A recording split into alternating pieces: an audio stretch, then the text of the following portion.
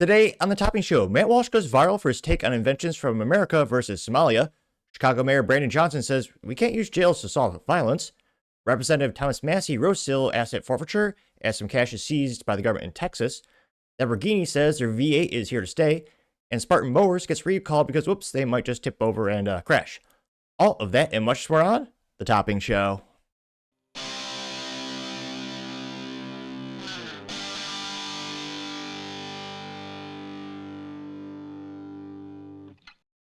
Thank you, everyone, for taking the time to tune in today. Today's episode of The Topping Show is proudly sponsored by Topping Technologies. Topping Technologies is an IT value-added reseller and services company with a special proficiency in IT security. Heck, I see our founder at least twice a day. Gotta say he's quite handsome and brilliant. He's me, see, that's the joke. If you're an IT leader or business owner, reach out to the team at sales@toppingtechnologies.com. Also, still giving away a free Flamethrower with every IT purchase, with Picatinny reel adapters mounted to any standard AR-15 like all awesome accessories can be.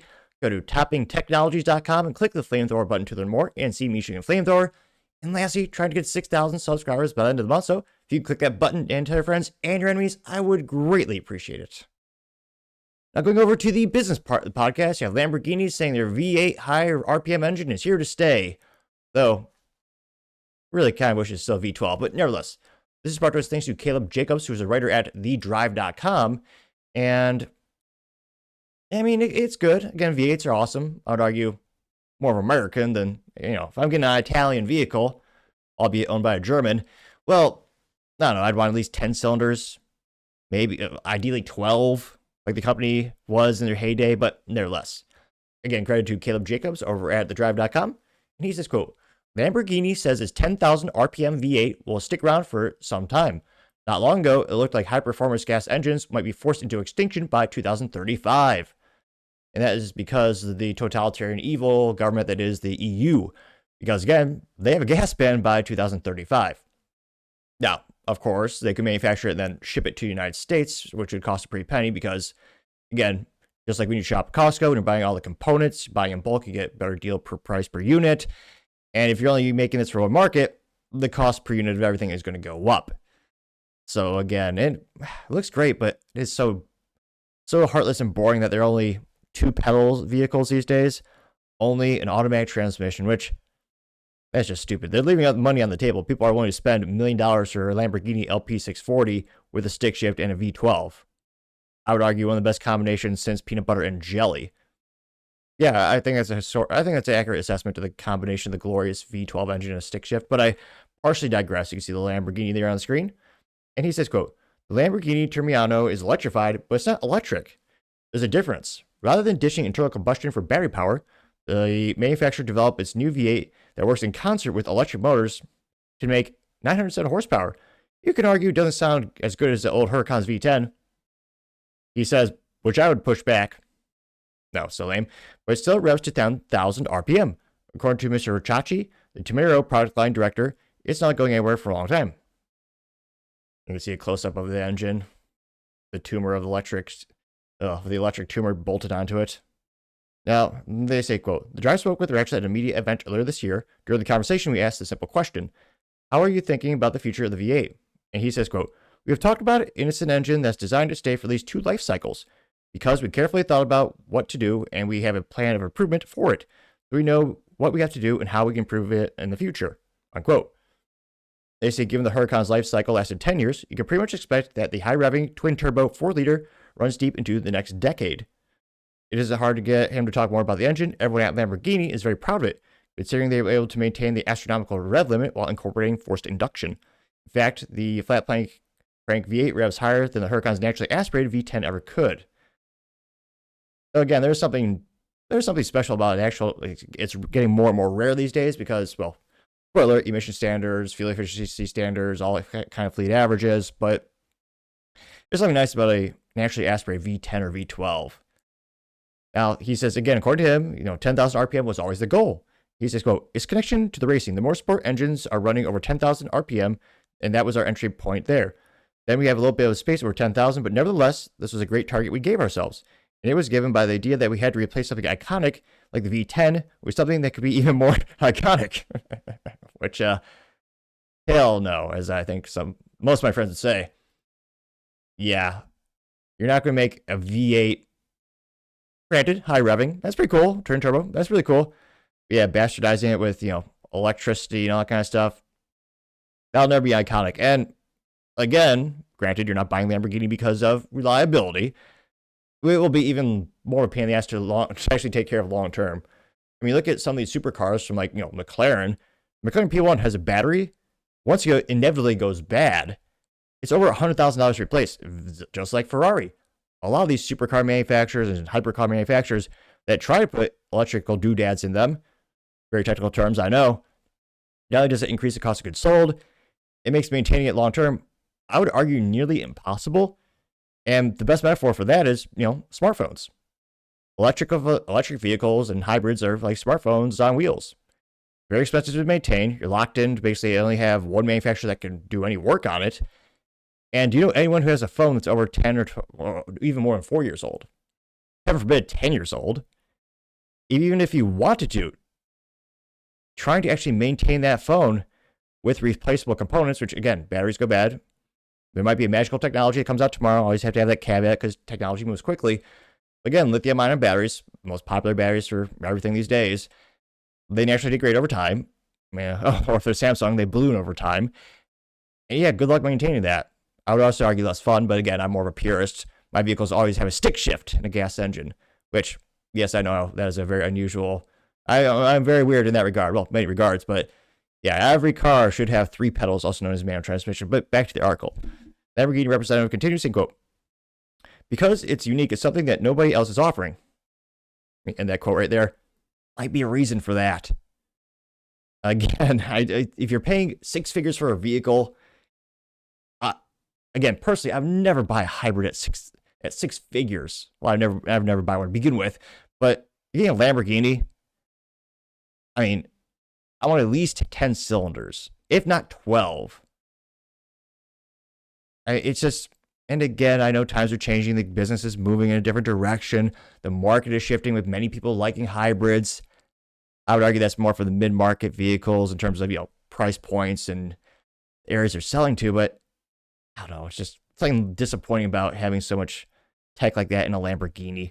Now, they say that quote, yeah, no one else is offering. And definitely the combination of a turbo engine with 10,000 RPM was a challenge that led us to make technical choices that really rooted in the racing experience, creating a flat plane crankshaft, but minimizing inertia. The titanium connecting rods and the machined lightweight pistons are solutions that are coming from motorsport. Here you can see another picture of that engine, which, so disappointing. They say excitement like this is refreshing for gearheads. After years of hearing the best gas engines be forced out by the rest of them by 2035, if not sooner, the course seems to be reversing in the U.S. Again, that could also change because, again, that's a very political thing, depending on who wins the next presidential election, who's in charge of the EPA. There are a lot of variables, which, again, that makes it difficult for manufacturers to kind of gauge where they make investments. Now, they say, of course, it, again, seems to be reversing the U.S. for the time being, and many automakers are insisting to other governments that such timelines to phase out internal gas engines is unrealistic, which it is. Also, those crappy countries can't charge them worth a damn. Very similar to California pushing for more EVs. They don't have the infrastructure to actually charge them. Though conspiratorially, maybe that's what they want, so you can't leave your house more than 10 or, 20 miles, whatever. Now, the craziest conspiracy theory we've heard throughout the years.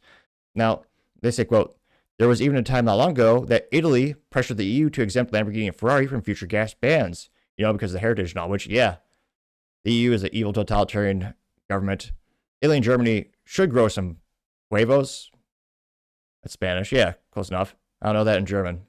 Nevertheless, they should actually push back. We'll see if they're successful. But yeah, those countries are known for some of the best automotive companies on the planet. Again, not for liability, but in terms of heritage, performance, luxury.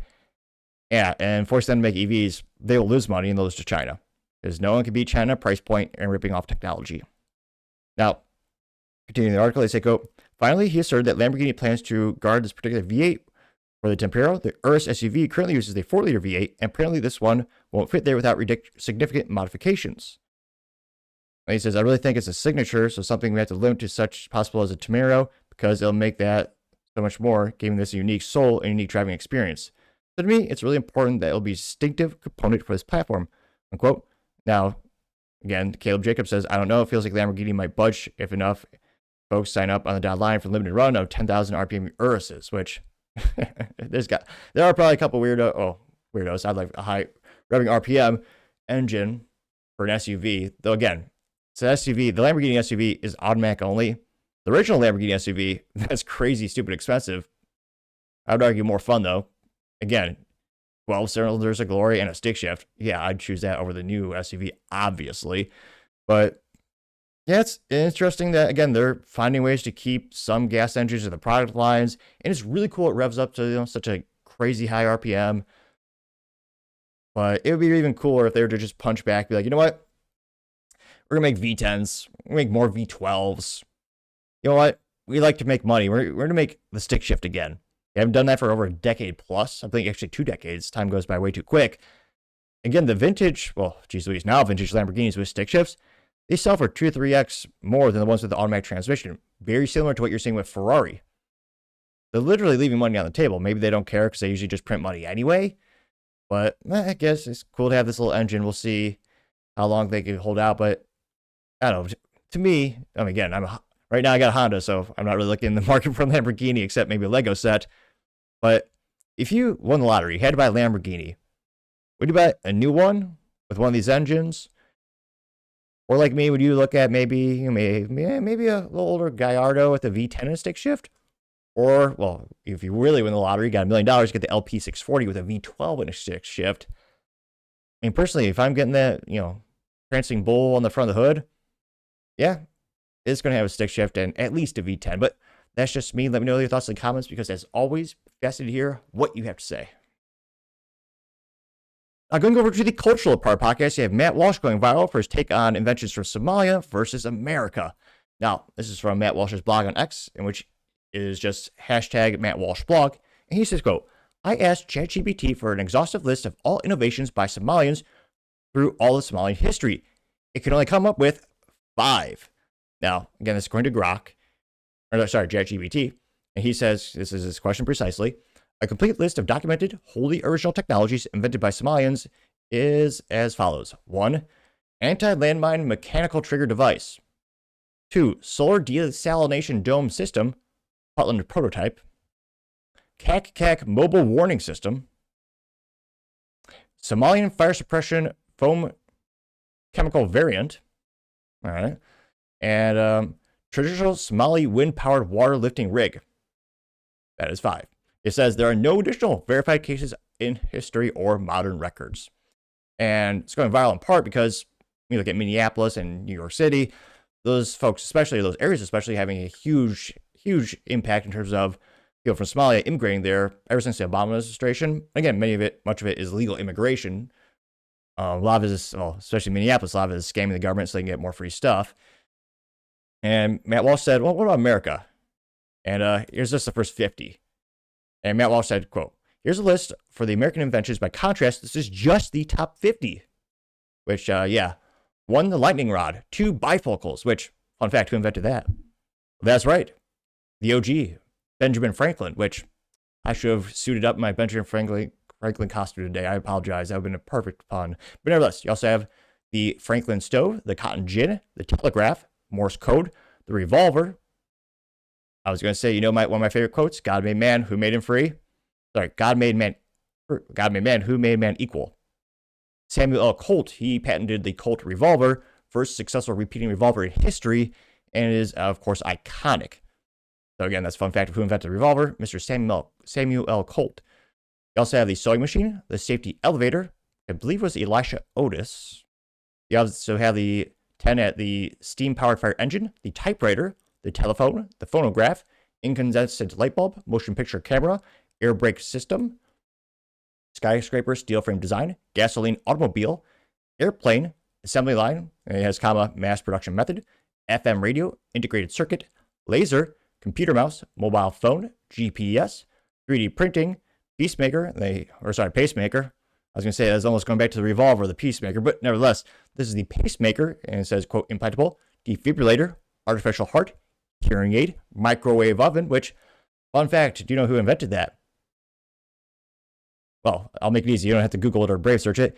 it was a engineer over at Raytheon who allegedly was standing by a radio with a little chocolate bar in his pocket and realized, wait a minute, it's a normal day. Why is my chocolate bar melting? Because of the radio waves. I believe he got $6 for that invention when he worked at Raytheon, one of the most important inventions in history. Now, granted, back then, the companies also really took care of you. That's kind of a trade-off you invented for them. You may or may not have a good invention, but throughout your career, they would take care of you. But as a fun fact of the day, I also have the transistor with Bell Labs, digital camera sensor. They say the video game console, which was the Magnavox Odyssey, which, and then, coming after that, you also have the Atari 2600, one of the most revolutionary games consoles in history. Also, the whole game company of Atari. Now, granted, that wasn't the first one. You also have the credit card, which I don't know if that's a good invention, but yeah, it was invented here. Again, 27% interest rates on a credit card. God, those things are awful. You also have the portable air conditioner, which, fun fact, I believe that was Mr. Robert Carrier. You have the zipper, the ballpoint pen, and then it says, comma, modern US version. The jet ski, the Segway, which, I don't know, Matt Walsh, are we really going to brag about the Segway? Which the founder, ironically, died on a Segway when he crashed. I mean, that is an invention, but that's mostly tourism crap in terms of where that invention led in terms of historical impact. You see him for as a gimmick to drive, ride around cities. It never really fit the vision of the founder, but it is an original invention. I'll give him that, albeit not, revolutionary. You also have the Roomba for people that don't know how to use a regular vacuum cleaner, which, yeah, more and more of those. The space shuttle, which, also thanks to the Germans, Operation Paperclip was a real thing. You have the Hubble Space Telescope. You also have the internet. You also have email. You also have social media, which, again, I don't know if that was a good thing. You also have the search engine. You also have the drone with modern UAV versions and AI-based neural network back propaganda. And, Matt Walsh originally got 2.5 thousand likes and 141,000 views to the original post and 402 for that one, which, yeah, there's a lot of inventions, especially in contrast. Granted, the United States is a lot bigger, has a lot more people, but yeah, that is a stark contrast in terms of the inventions between folks. And yeah, I was going to say, it'd be a fun debate in terms of the top 50 that Matt listed, which one of the ones most important. Granted, I'm a little biased. I was about to say American and Texan. And I can't but think the revolver's got to be in the top 10 most important inventions in history. But go in the comments. One of the first ones comes to us thanks to Project Liberal, who says, quote, give me a list of inventions or innovations by Somali Americans. And it can be exhaustive as you want. And that's Grok. There's two. Apparently, Mr. Abagandi Darai has patents in AI, machine learning, and human-computer interaction. Founded Induction Ventures, Somalia's first tech incubator. He also is claimed to have advances in polymer synthesis for medical diagnostics at Bang Labs in the U.S.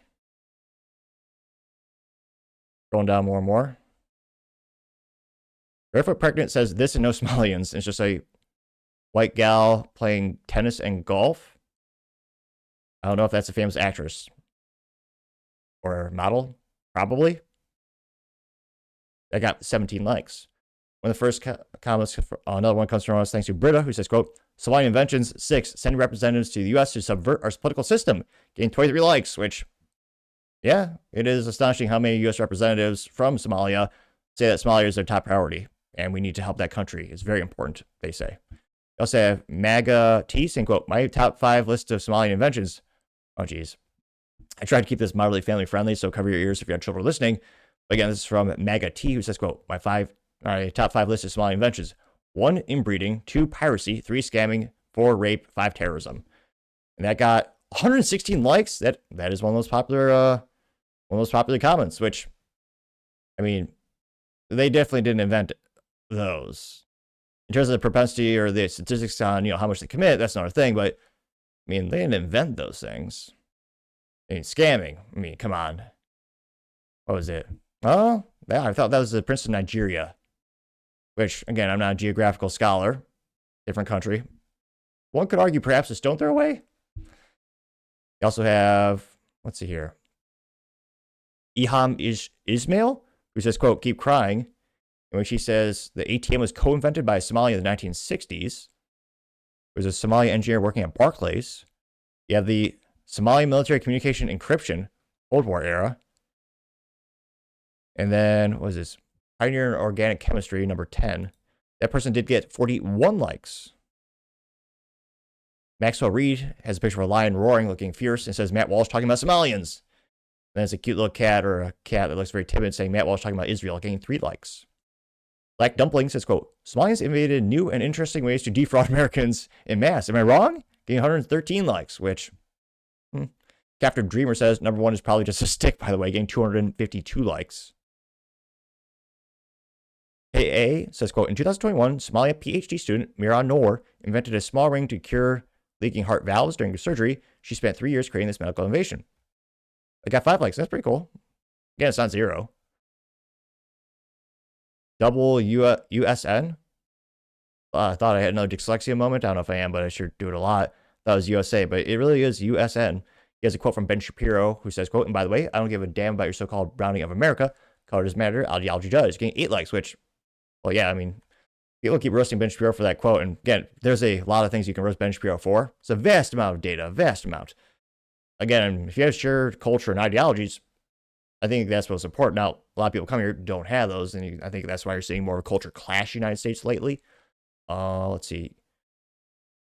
Let's see. ABH says, false Somalis, especially those in Puntland, had thriving sultans while you people were dying of potato famine. The list leaves out many Somali inventions. The Oxamayan alphabet, the Zir legal system, Marti Hobayo sultans. I don't think they're talking about crackers. Taxation systems. Taxation systems. I mean, yeah, I definitely wouldn't brag about that if they did actually invent taxation, which I don't think they did. Let's see, the Somalian D-How engineering? Trade networks? I got 18 likes, so. David says, dude, why are you so obsessed with Somalians? Also, do they live next to you? What's your obsession? Getting 7 likes. Hernandez says, there's a picture of a frog with a sombrero. Interesting. Now he says, quote, nice. Now ask for an exhaustive list of all the expulsions your boss's ancestors went through, getting 15 likes. There's a little video of Nick Fuentes. Macho Muslim says, quote, and what have you done personally invent other than blur out nonsense in front of the camera? Sorry, blurt out nonsense in front of the camera for a living, getting 4 likes. Well, you could argue that Matt Walsh had a revolutionary documentary called What is a Woman, which goes all across the United States interviewing crazy leftists who have no idea what a woman is and can't even define it. That's not really inventing something, that's producing something. Well, you're creating new material. But yeah, Matt Walsh is, I mean, I do not believe he's an inventor with, that holds patents. Let's see. Habibi says, quote, Matt, are people valued by the inventions they or their people make? If so, what did you ever invent? Also, it's hard for people who thrive when they are dealing with high levels of poverty and government corruption, entering an endless cycle of it. You're just a hateful man. Getting 37 likes, but what is he ratioed? David has a picture of a paperclip, says retard alert, getting 2 likes. Let's see. Sherman says, it almost sounds like the people of the country are too irresponsible to form a proper government. You would know you came from Canada to ruin it because your people couldn't manage your own country. Getting 11 likes. And this Habibi claims he was born in Canada, which I don't know anyone who would brag about being born in Canada. They're a weak, conquered country. You're not allowed to defend yourself or your family. They seize your bank account if you try to protest. I mean, it is a totalitarian hellhole. Also, no good food or drinks. Yeah, there's not much good about from Canada. Going back to the main comment section. Mr. Gino French says we have an invasion problem because we have a Jewish problem. Getting 44 likes. IO says this is inaccurate. The desalinization system that you mentioned was developed by the West and funded by the United UN organization. Getting 241 likes. Let's see. That's a equal number of people agreeing and roasting Matt Walsh. M. Johnson says, wow, imagine what the fabric of our nation would look like without these innovations. Getting 13 likes, which, yeah, Representative Ilhan Omar recently said that Somalians are the fabric of the United States. The pseudo prismal says, Matt, have you ever invented anything? Therefore, you're worthless. Thanks for your fantastic argument. Getting 7 likes. Amito says, technically, that's untrue. Matt Walsh made 2 movies. Each individual movie would be an innovation, getting 2 likes.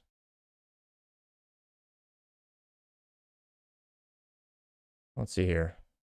Redbeard Groiper says, quote, no one gives an F what a Chabos boy race trader has to say.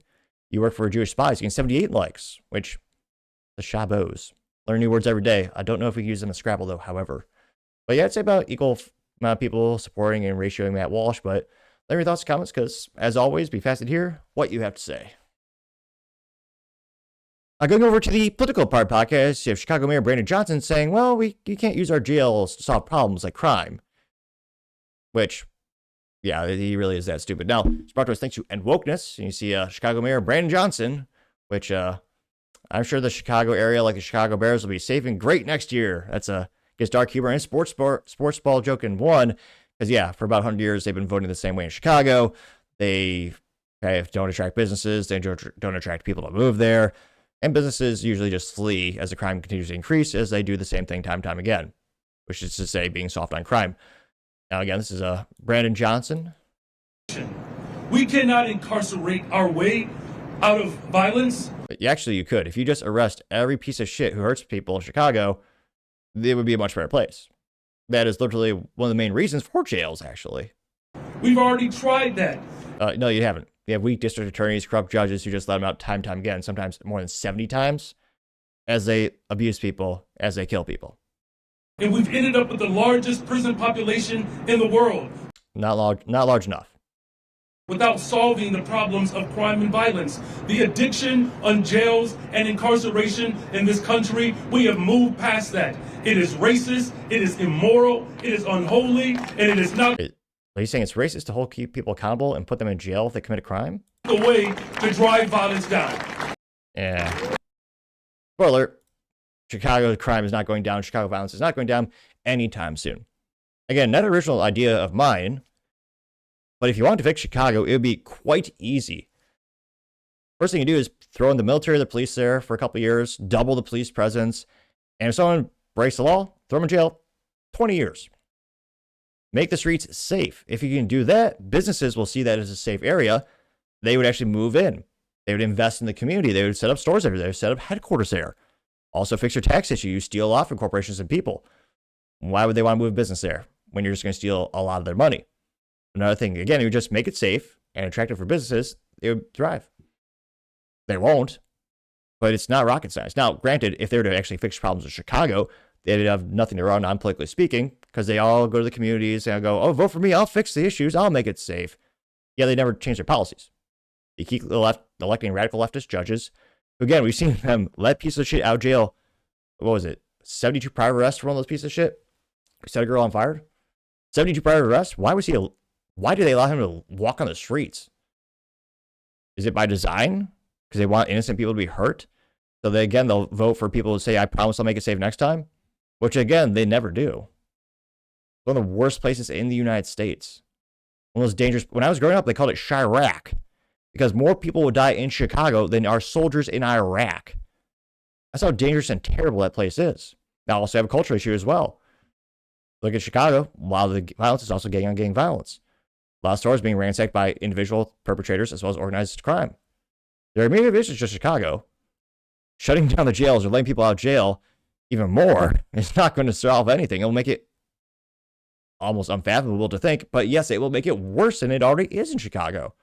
A place where, again, the state of Illinois, which I personally mispronounce as a slight to that state, they also, recently banned AR-15s, any capacity magazine over 10 rounds, disarming law-abiding citizens, hurting them, making it so that they can't defend themselves. All the bad guys, they're just let go time and time and time again.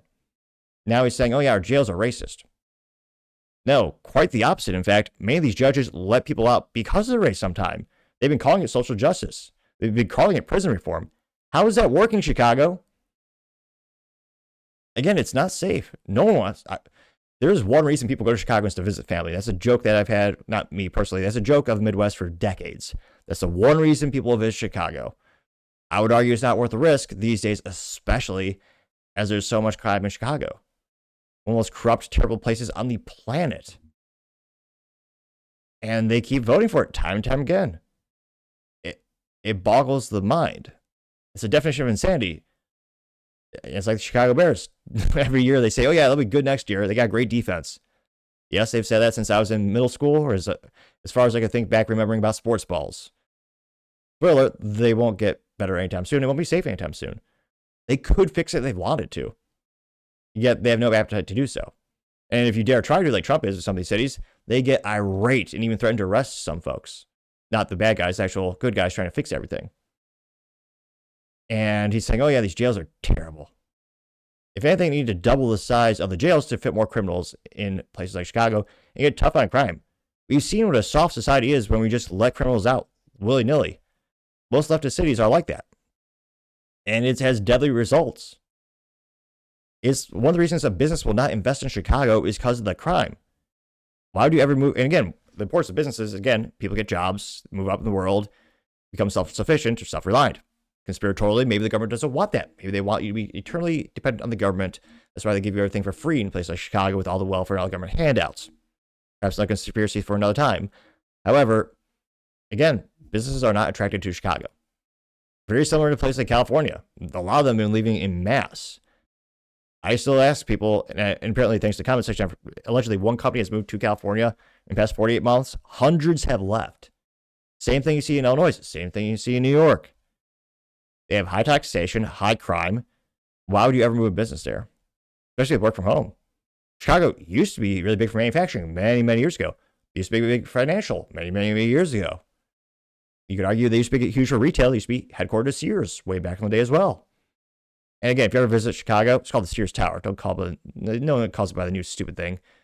Because Sears, again, they sold it years ago. It'll always be the Sears Tower to me. But nevertheless, why would I really move my company there? Hell no. You'd have increased taxes. I mean, not just taxing the business, but also taxing on gasoline, taxing on the food, taxing on property, taxing on your income.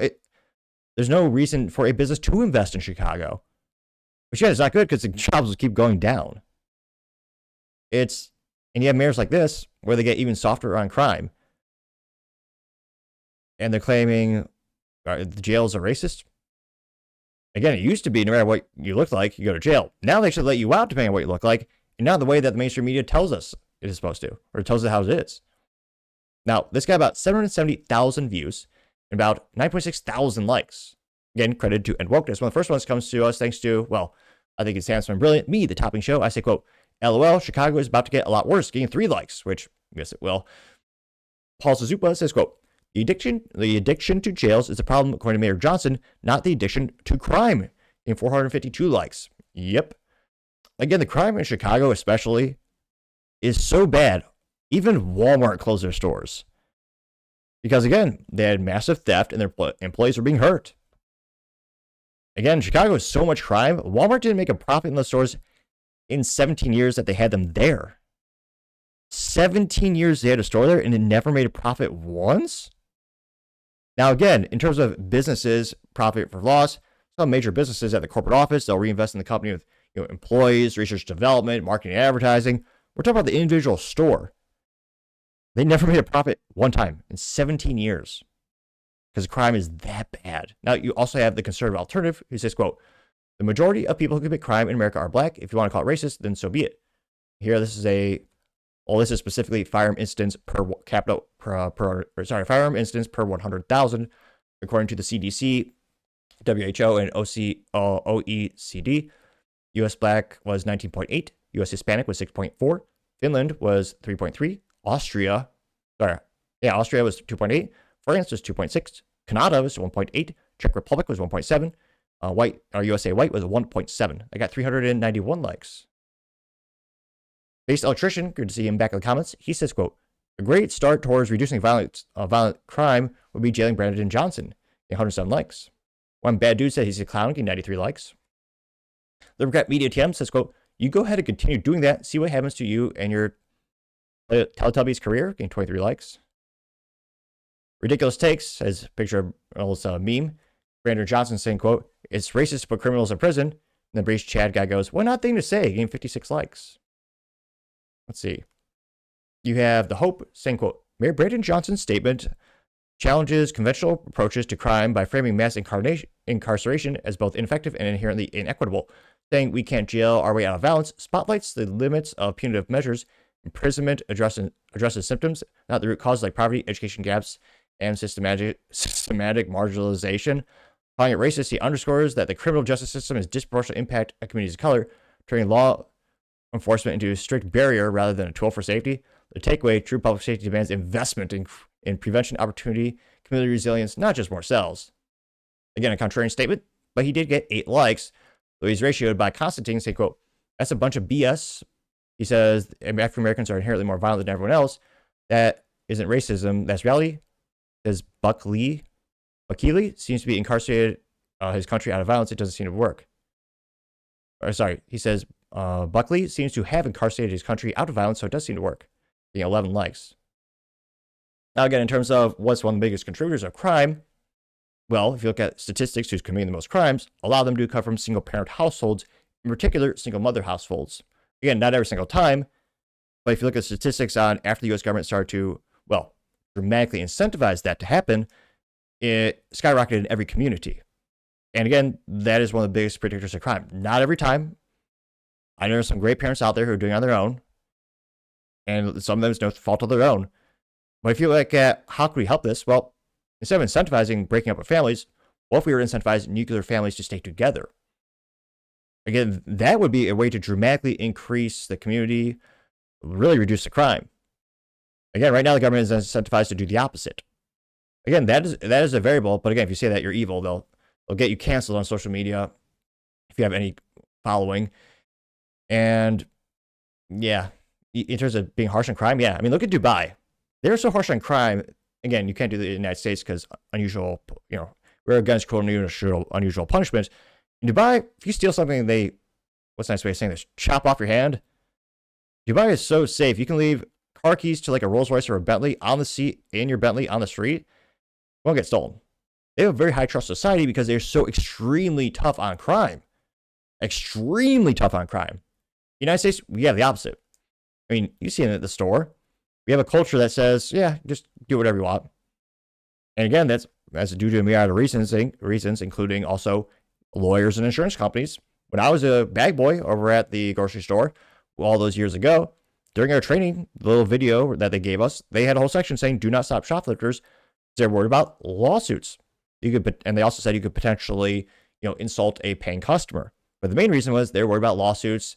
And if you were to stop them, either they would sue you or you would sue the company because you get hurt on the job. And that just increased the amount of theft. It's over $1 billion a year. I mean, it's multi-billions of dollars a year in terms of how much retail theft there is. It just gets worse and worse because, again, the incentive mechanisms are all there for it to continue to happen and become a worse problem. You have Baked Turbo Flash saying you can't jail your way out of violence. It's a picture of Anakin Skywalker looking chum getting 28 likes. Ron of Oakham says, quote, 1, individual commits murder. 2, individual gets arrested. 3, the public is now safe from that individual. What's the racism? Getting 125 likes. Yep. Got a Country says, well, it's a picture compilation of a bunch of folks who were arrested multiple times. Again, the gal was set on fire. The man who allegedly did that was arrested 72 times. The gal who was murdered, her perpetrator was allegedly arrested 45 times. Another guy who was murdered, that guy was arrested 39 times. A guy who was murdered, his alleged guy was 33 arrests. Another girl was murdered, a guy was arrested 17 times. Yeah, and it says, should the judges be removed? Getting 487 likes. Yep. I think they should be held criminally liable. A big parallel that a lot of people are using when it comes to this topic is if you're a bartender and you knowingly overserve a patron, you become part of the liability of if that patron goes and does something stupid or illegal, like drunk driving, they hurt someone on the road or they take their life. Because again, you knew this person was not able to drive and yet you continue to overserve them. And a lot of these activist judges, again, if that piece of shit was arrested 72 times and now he set a girl on fire and she's in the emergency room hanging on for dear life, he was let out 72 times. Why the hell was he let out that many times?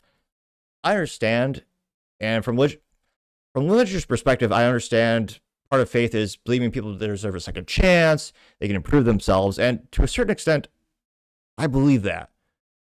Though, and there are some crimes I think are unforgivable, and the death penalty should be used every single time, like if you hurt a child, in the worst possible way. Again, try to keep this moderately PG-13, in case you have children listening at home, and especially if it's proven beyond reasonable doubt, yeah. with high propensity of multiple offenses or repeat offenses, get them out of society permanently. And again, maybe a couple of these crimes are smaller, like they had drugs or something like that, which again, might argue not good for society. Do whatever you want in the bedroom with your drugs, go for it. But 72 arrests, 72? Maybe it's innocent one of those times, maybe two of those times. But I'm starting to see a pattern. 72 times. I mean, whatever happened, and again, back in the day, and I say back in the day, like the 80s and 90s, there was a consensus of the three strike, you're out. Cliche baseball metaphor, but again, you got 3 strikes, they're put in prison for a long amount of time. I mean, we need to bring that back in spades, if not to the point where 2 strikes you're out. Depending on the crime, maybe 1 strike, put them in jail for decades. Again, we're seeing the good people being hurt time and time again. Now, ironically, a lot of the people who are voting, a lot of people being hurt, are the people who are voting for this very thing, where they're saying, oh yeah, we have to give people 50 plus chances to turn their life around. Oh, the system's against them. When we all, every single day, make individual decisions because we're, adults. Again, 17 arrests, 33 arrests, 39 arrests, 45 arrests. And these people went on to murder those folks. I guess legally speaking, I should say, allegedly. This is disgusting how the innocent people get. I mean, what's the benefit of being a good guy in the United States anymore? Most of your revenue is taxed from the government, from the state and the federal. Also got a myriad of taxes on top of the income tax. You got sales tax, property tax, telecom tax, water tax, gasoline tax. Gasoline's taxed on federal and state level. So most of your income is stolen from the government on a federal and state level. I mean, if you ever stand up for yourself, like Daniel Penny, they'll try to take everything from you. They'll try to imprison you. They'll try to bankrupt you with civil lawsuits as well. It seems like, what's the benefit of being a good guy these days? Doing the right thing. Now, morally, yeah, I'm one of the suckers. I'll do it, yeah, regardless of what the cultural incentive mechanism is and where you just get punished for it. Again, you're seeing more and more of these bad guys hurting people because, again, the average American is saying, you do the right thing, you get punished. You'll get sent to jail. You'll be sued into oblivion. I mean, it's cliche. You had a couple, quote-unquote, teenagers a couple weeks ago. They broke into an old man's house and started to steal things. He did a God-given right to defend himself. Ended up taking the life of those little punks because, again, they were right up, about to hit him. They started to run away. And, then the kid's mom goes, oh, yeah, he shouldn't have done that. They're just trying to take his stuff. If someone breaks into your house at 2 a.m, you should not assume they're simply there to take your things. And yet, yeah, the family tried to sue. Now, thank God there's a good judge in that case that threw out that lawsuit. They said, hell no. These boys had the cognitive ability. They knew what they were doing. They broke into this guy's house in the middle of the night, tried to steal from him, and they could have tried to hurt him, as we've seen that as well. But again, it's rare to see the good guys being on the side where the judges agrees with them. And unfortunately, I think you're going to see more and more of these instances. I'll do a couple more comments here. Hunter Eagleman says, quote, so says the most racist mayor in the country gave 1.7 thousand likes, which, yeah, I mean, this mayor is also giving people restaurant permits based on their race. Again, illegal, but he's still doing it. His predecessor, was it Lori Lightfoot? She looked like a Beetlejuice character or an evil character from Batman. Now, granted, I don't have much ground to stand on when it comes to looks, obviously, but it's one of those things where she would only allow reporters to interview her if they were not white. Again, racist and evil. You also have Nevada Liberty, 1864. Says, quote, Democrats are not just stupid and misinformed, they genuinely are shitty people. That got, 43 likes.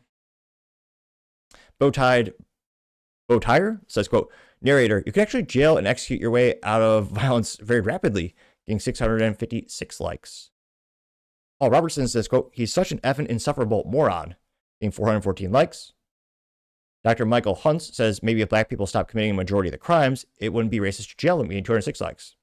Again, majority, there's still a lot of white folks per capita, then his statement is more valid. Let's see. You also have a little AI-generated picture of, says Dumb and Dumber, Illinois' embarrassment. So you got the Pritzker there as well, getting 383 likes. But again, this is not going to make Chicago safer.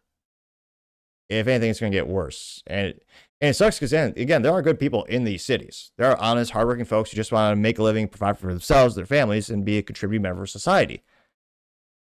A lot of them keep voting wrongly, or they vote for politicians who have these policies that make things worse and worse and worse. So, again, I always hope, I want places to get better, but unfortunately, I'm pretty skeptical that Chicago will ever be a livable place to be. But Let me know your thoughts and comments because, as always, be fascinated to hear what you have to say. Other interesting political news, you have Representative Thomas Massie reacting to civil affidavit forfeiture, this time in Texas. Now, Thomas Massie says, quote, if this person isn't guilty, this is theft, which, spoiler alert, he's correct. Now, this is Border Patrol. They reported this, and they got ratioed, thankfully. People are tired of this shit. Now, they say, quote, it's not a crime to carry over $10,000. We just want to know, what about it?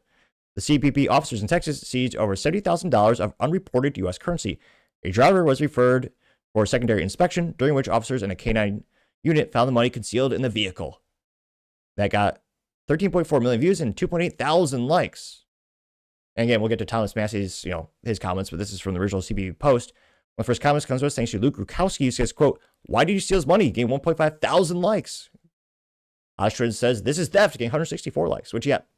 And this is especially disgusting because in many instances, if you can't prove in court that the money is, legitimate or you could correlate it directly to something, they'll say, oh yeah, well, it could be used for drugs or it could have been something illegal, so we're going to keep it.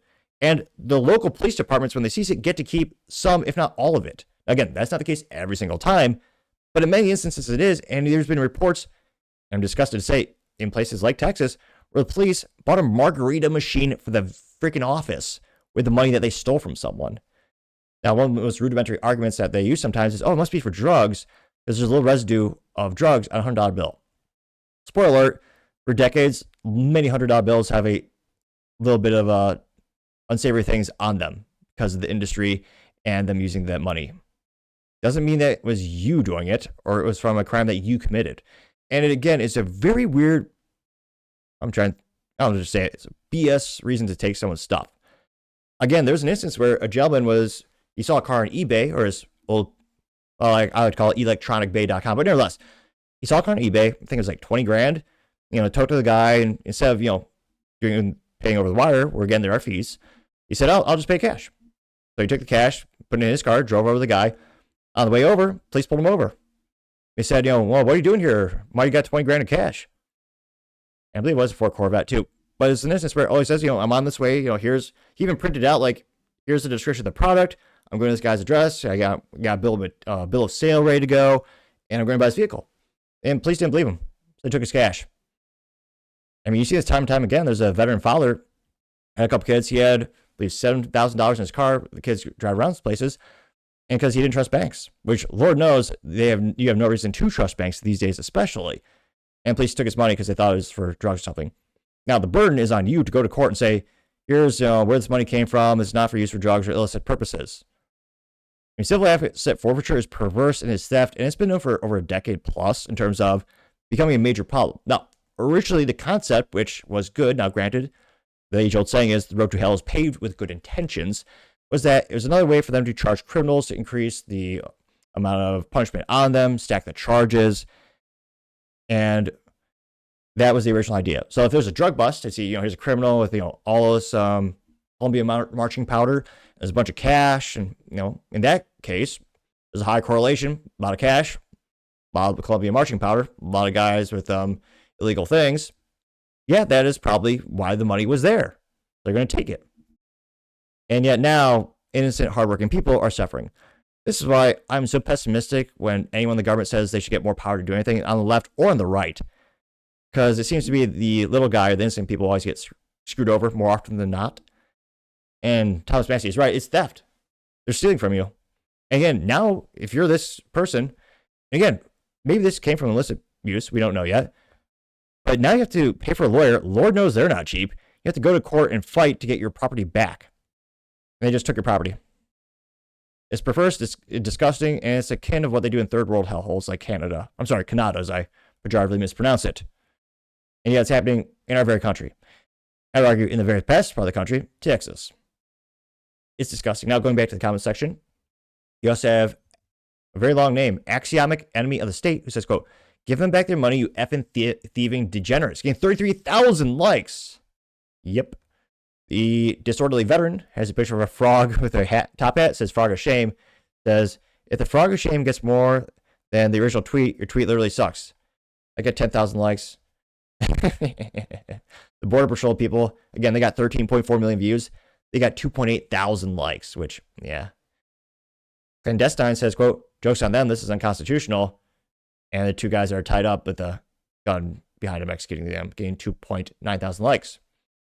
You also have JJ says, the government is not your friend. He has some very famous pictures of Ruby Ridge, in which that was a use case in which, well, it wasn't a use case, it was heartbreaking. The government slaughtered a whole family because they entrapped a guy to chop down the barrel of a shotgun, thereby breaking the NFA Act of 1934, because the shotgun barrel length, I believe, was under 18 inches.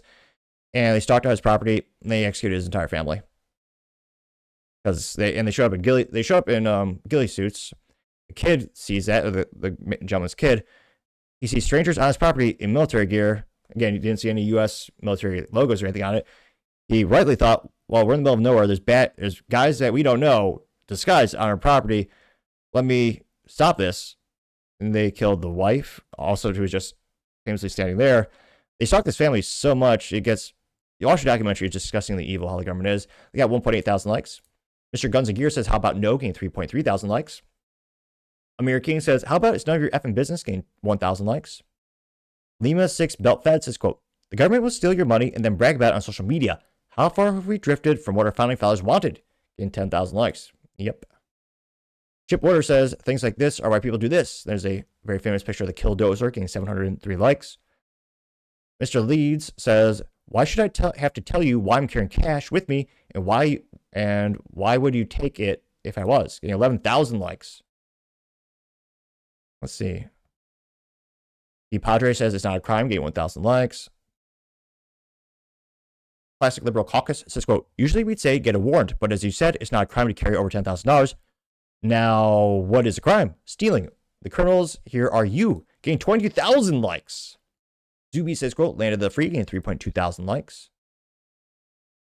Let's see. Texas Granny says, if it's not a crime, what entitles you to know about it? Getting 5.5 thousand likes. Appalachian Library says, quote, and due to the civil asset forfeiture, they would have stolen money anyway, and you have to go to court to prove you're not guilty over months and maybe years to get it back, which is a clear violation of the 4th and 5th Amendments. Landed the free, getting 4.7 thousand likes. Kyle's Dank Memes, though he didn't actually post a meme, says, quote, I bet the 70,000 was 100,000 before you road pirates took your cut, in 1.6 thousand likes. Public says, we just want to know about it. Famous last words from a tyrant, getting 1,000 likes. Arthur Bueno got 7.5 thousand likes by saying, quote, if it's not a crime, why do you people need to report it? If it's not a crime, why did you take it from the person carrying it? Not a crime, but you'll treat people like criminals. Again, 7.5 thousand likes.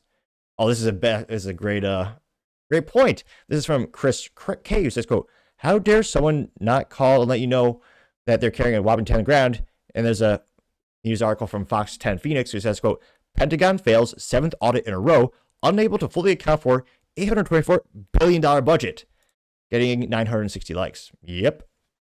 And again, that's under Democrats and Republicans. They can't, money just vanishes in D.C.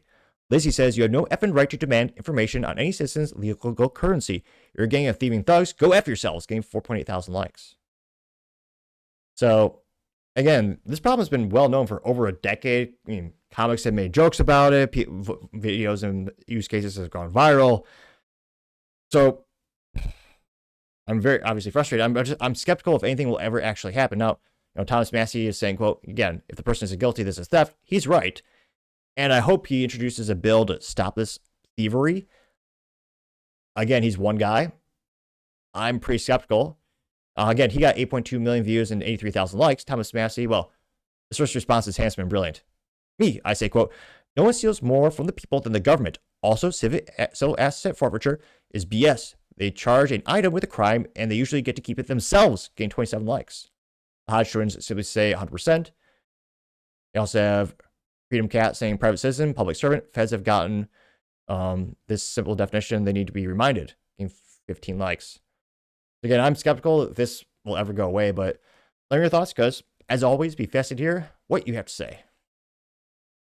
Now, going over to the business blunder of the day, Spartan Mowers and UTVs being recalled because, whoops, they might just crash. Now, the spot was thanks to the United States Consumer Product Safety Commission, perhaps the only useful government website, granted, well, that's a pretty low bar. And they say, quote, Spartan Mowers and UTVs recalls riding mowers due to crash hazard. Here you can see one of those fancy behemoth lawnmowers there.